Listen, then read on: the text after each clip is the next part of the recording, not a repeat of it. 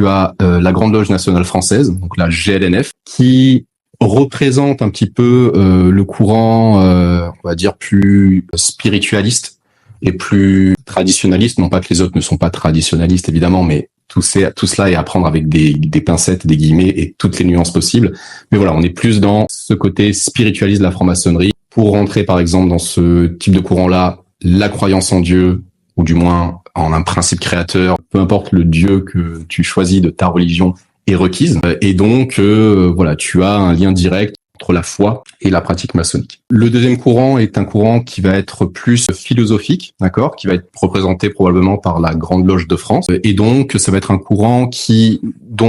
alors, il peut y avoir des athées, des agnostiques au sein de la Grande Loge de France. La Grande Loge de France travaille à la gloire du grand architecte de l'univers, comme on l'appelle, tout comme la Grande Loge nationale française, sauf que pour elle, le grand architecte de l'univers va être un symbole plus inclusif, et donc tu peux y mettre derrière un petit peu ce que tu veux selon, on va dire, ton appétence. Donc pour certains, ça va être Dieu, mais pour d'autres, ça va être, eh bien, ma foi, un principe immanent qui fait en sorte que la nature s'organise magnifiquement bien, et pour d'autres, ça va être plutôt un symbole de connaissance intrinsèque en soi-même, etc. Et puis, tu as un courant qui est apparu en France, qui est dû à son histoire, qui va être le courant sociétal, qui va être probablement représenté par le Grand Orient de France, et qui est un courant, on va dire, plus laïque, qui ne requiert pas l'ouverture à la gloire du grand architecte de l'univers, qui ne requiert pas, par exemple,